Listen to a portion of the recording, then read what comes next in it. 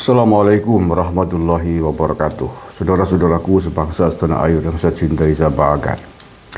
Banyak orang memperalat agama untuk kepentingan politiknya.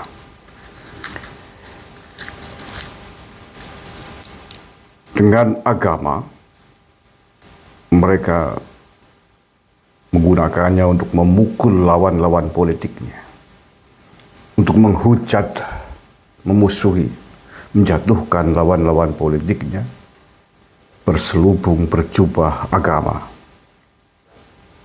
Sesungguhnya mereka adalah kelompok yang telah melacurkan agama untuk ambisi pendek, ambisi kepentingan-kepentingan politik kekuasaan, sengaja ataupun tidak.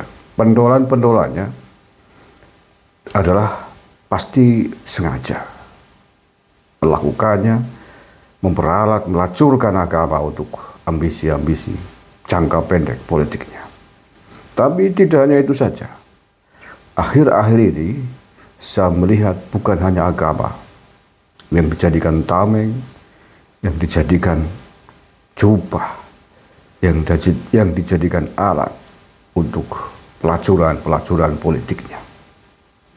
Tetapi juga kampus-kampus ternama, gelar guru besar, profesor doktor, saya melihat juga sudah digunakan untuk kepentingan politik. Tak ubahnya dengan kelompok yang menggunakan agama, memperalat agama. Sesungguhnya mereka adalah 11-12 kalau menurut saya.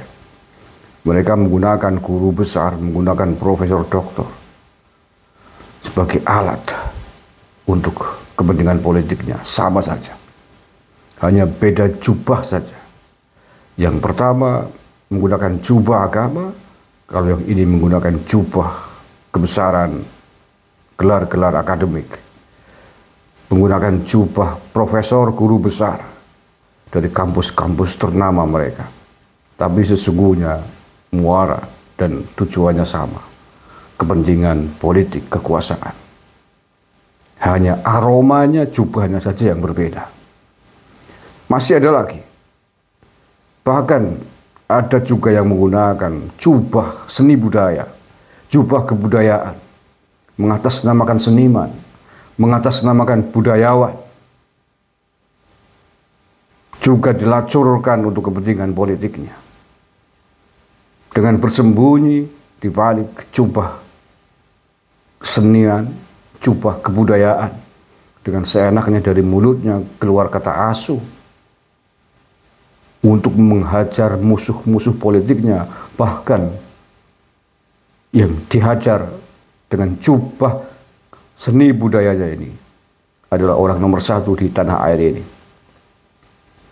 Presiden kita, Presiden Kepala Negara Kesatuan Republik Indonesia. Yang satu menggunakan baju jubah seni agama. Tapi bahkan kata-kata yang keluar dari mulutnya sama sekali jauh dari etika, adab, seni, dan budaya bangsa ini. Kata-kata asuh yang disebutkan, yang dikeluarkan, sesungguhnya layak disematkan untuk dia sendiri. Asuh butet menurut saya lebih pantas disematkan kepada dia sendiri, bukan kepada presiden dan keluarganya. Ya, mengapa?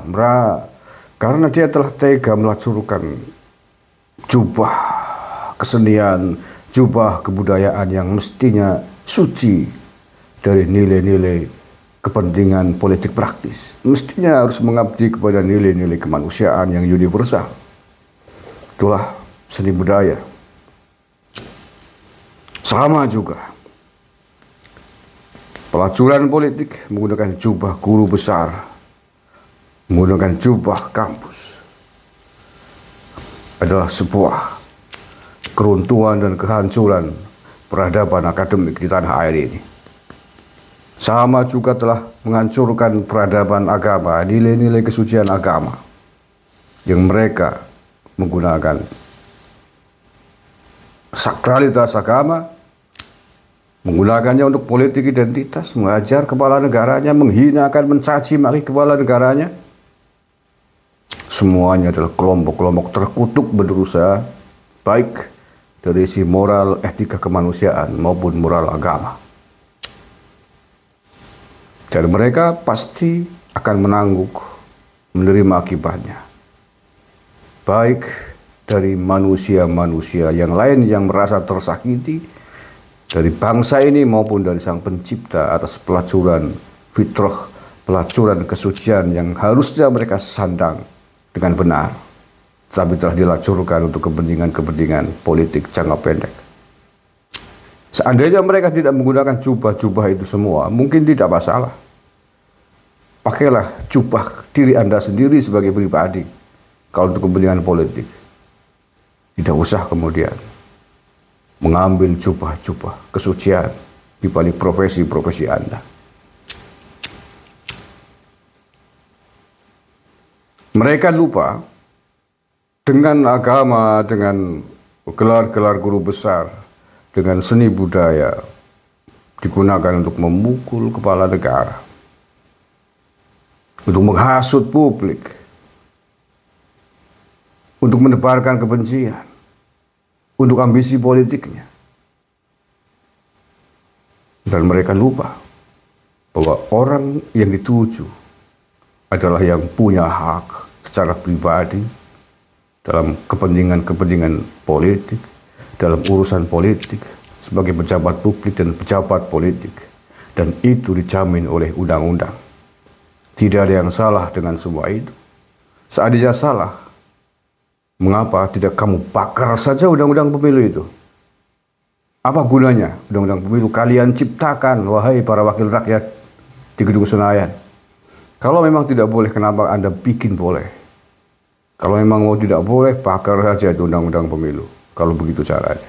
Anda tidak hanya tidak menghargai sang kepala negara, tapi Anda telah menghancurkan undang-undang kesepakatan besar wakil rakyat yang telah Anda torehkan menjadi undang-undang pemilu.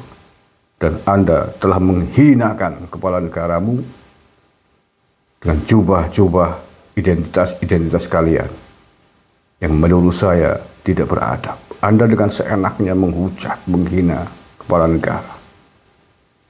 Tapi Anda lupa yang punya hak politik yang sama dengan kalian. Apa kamu pikir, kalian pikir bahwa yang punya hak, yang bisa menghujat, yang bisa memukul hanya kalian saja? Apakah kalian pikir kepala negara tidak bisa memukul kalian dengan sekali pukul? Terima kasih. Assalamualaikum warahmatullahi wabarakatuh.